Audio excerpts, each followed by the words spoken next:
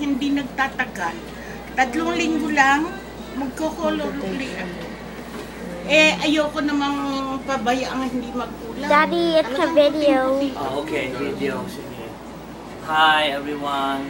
We 2004. Oli is here with Kuya Rufi and Ate Rose again. So to all ICMC friends, Ingat pala, nung sabi ni Emily. I'll talk to you. Say hi to your fans out there. Okay. Paring Willie, nandito kami ngayon. Kung ano, bahala ka na dyan mamudmod ng aming kayamanan na pagtitipon-tipon dito. Parang extension na to ng Bataan. Hindi man kami nakarating, kami naman ay nag-share sa inyo. Congratulations sa inyo lahat. Sabi ko, kung hindi naman kayo makapunta ron, bakit hindi lang kami pumunta rito?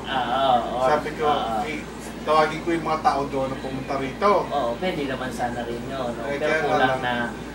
Mahirap din para sa kanya. At saka, mas mahirap din yung mahirap din sa kanya. Oo. At saka Tsaka, may schedule.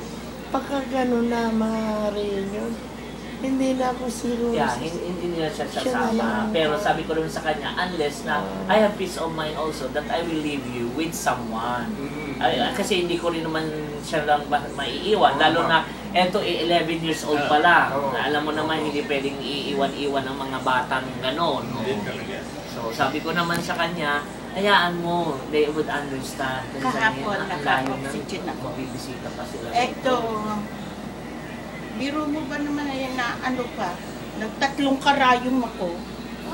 Kasi yung isa, umapalya, ayaw mag-work. Pinabayaan na, kesa sa kugutin, at maapektuhan yung dalawa, Daddy. tinapos na lang. Pagka ikaw, Tinapos na lang ang treatment. 2 beses nang nangyari sa Okay, bye. Sanayan na lang.